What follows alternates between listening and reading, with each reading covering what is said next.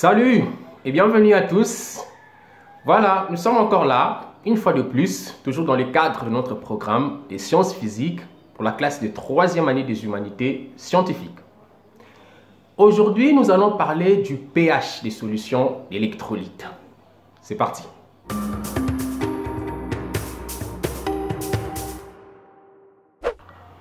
Le vinaigre, le jus de citron, la tomate.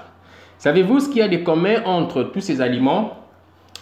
Eh bien, tous ces aliments contiennent des solutions acides. D'accord? En face des solutions acides, on a ce qu'on appelle des solutions basiques. L'eau de mer et le produit d'entretien comme l'eau de javel ou les détergents sont des exemples de solutions basiques ou alcalines. L'acidité ou la basicité d'une solution est définie par un paramètre appelé pH. Dans ce cours, nous allons voir ce qu'est le pH d'une solution aqueuse. Nous allons aussi voir comment calculer ce pH et comment le mesurer. Alors, l'abréviation pH veut dire potentiel d'hydrogène.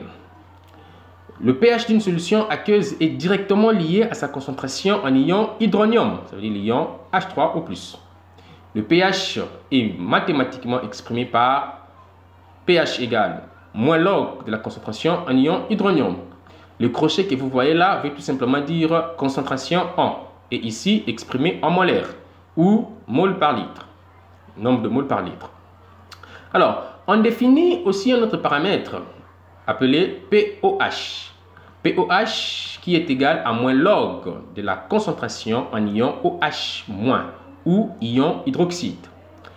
Et l'expérience a montré que pH plus pOH égale à 14. D'accord?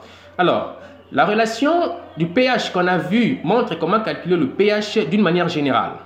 Cependant, le pH est particulièrement calculé pour une solution d'acide fort, pour une solution de base forte, pour une solution d'acide faible et pour une solution de base faible.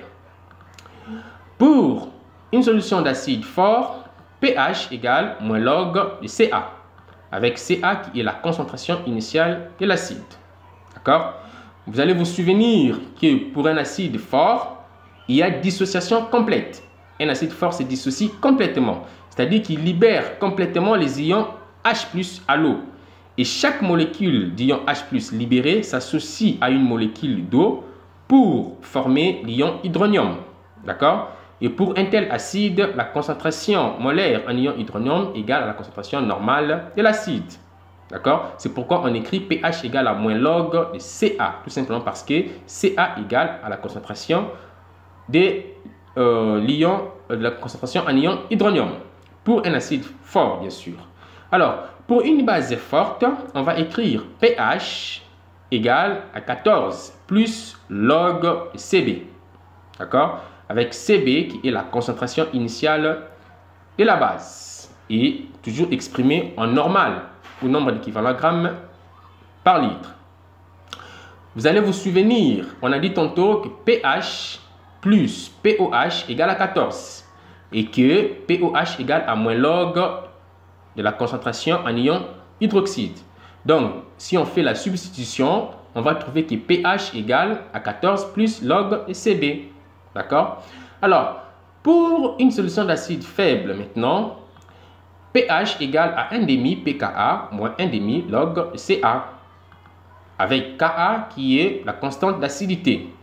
Oui, c'est la constante d'acidité dont on a parlé dans le cours sur les théories des acides et des bases et qu'on a mathématiquement défini par Ka égale la concentration en ion hydronium multiplié par la concentration en ion A- sur la concentration de l'acide. On va noter que pKa égale moins log de Ka. D'accord? Donc, pour une base faible maintenant, pH égale à 7 moins 1,5 pKa plus 1,5 log de Cb. D'accord? Vous remarquez que pour les acides et les bases faibles, Ka intervient. Tout simplement parce que ici, ce sont des acides et des bases qui ne se dissocient pas complètement, se dissocient partiellement. D'accord? Voilà. Et Ka intervient pour donner une idée sur la force de ces composés. Ok? Alors, nous avons ici un tableau qui va récapituler tout ce qu'on a dit concernant des relations ou des formules pour calculer le pH en fonction du type de solution. Ça veut dire acide fort, base forte, ainsi de suite.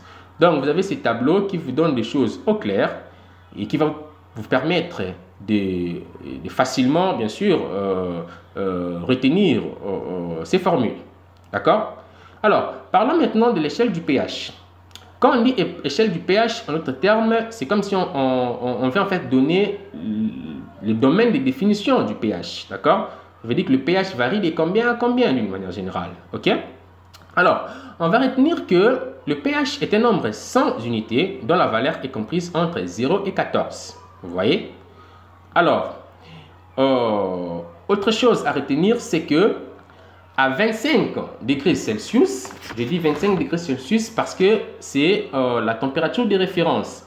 Et vous devez savoir que le pH varie en fonction de la température. Donc, à 25 degrés Celsius, lorsque le pH est inférieur à 7, alors cela indique que la solution est une solution acide. D'accord? Et lorsque le pH est supérieur à 7, cela indique que la solution est une solution basique. D'accord? Et lorsque le pH est égal à 7, cela indique que la solution est une solution neutre. C'est l'exemple de l'eau pure qui est neutre. Je parle de l'eau pure selon les chimistes, bien sûr. Je ne parle pas de l'eau pure qu'on entend sur des rues de Kinshasa. D'accord? Alors, mesure du pH. On a vu comment calculer le pH et maintenant on va voir comment mesurer. D'accord? Voilà. On peut mesurer le pH à partir d'un indicateur coloré, à partir d'un papier pH ou à partir d'un pH mètre. D'accord? Voilà. Ici, c'est la mesure. C'est différent du calcul. Pour calculer, on a besoin de la concentration. On va mettre dans la formule. Mais pour mesurer, on peut ne pas connaître la concentration. On mesure et d'ailleurs, à partir de cette valeur qu'on trouve, on peut déduire la concentration. D'accord? Alors, l'indicateur coloré, c'est une substance qui change de couleur en fonction de la valeur du pH. Donc, les solutions que vous voyez dans ces tubes à essai ont chacune un pH différent. Et dans chacune, on a mis quelques gouttes d'un indicateur coloré. D'accord? Avant l'ajout de l'indicateur, ces solutions étaient incolores. Après ajout, chaque solution prend une couleur en fonction de son pH. Ainsi, la couleur qui prend la solution donne une idée sur le pH. Vous voyez? Donc, la couleur qui change et ça donne une idée sur le pH. Alors, nous avons aussi le papier pH. Le papier pH, en fait, c'est une bande imbibée d'un indicateur universel. D'accord? Ça veut dire que en faisant tomber quelques gouttes d'une solution donnée sur un papier pH, ce dernier va changer de coloration en fonction du pH de la solution. Et ça va donner une idée sur la valeur du pH. D'accord? On a aussi le pH mètre. Le pH mètre qui est un appareil de mesure, d'accord, constitué d'un électrode qui est relié à un boîtier électronique et qui va permettre de lire la valeur du pH. D'accord? Comme vous pouvez voir ici, nous avons l'exemple d'un pH mètre et on nous indique là la solution dont on veut connaître la concentration. Vous voyez la solution, là où ça se trouve, on a mis l'électrode à l'intérieur de la solution et vous voyez comment on peut lire la valeur du pH. Voilà, nous sommes arrivés à la fin de notre cours d'aujourd'hui. Alors, ce qu'il faut retenir, le pH d'une solution est directement lié à la concentration de la solution en ion hydronium. À 25 degrés Celsius, le pH d'une solution aqueuse varie de 0 à 14. pH inférieur à 7, c'est une solution acide. pH supérieur à 7, c'est une solution basique. pH égal à 7, c'est une solution neutre. Plus la concentration en ion hydronium est élevée, plus le pH de la solution est faible. Plus la concentration en ion hydronium est faible, plus le pH de la solution est élevé. Le pH d'une solution peut se calculer selon qu'il s'agit d'une solution d'acide fort, d'une solution de base forte, d'une solution d'acide faible ou d'une solution de base faible. Voilà, c'est tout pour aujourd'hui. À très bientôt.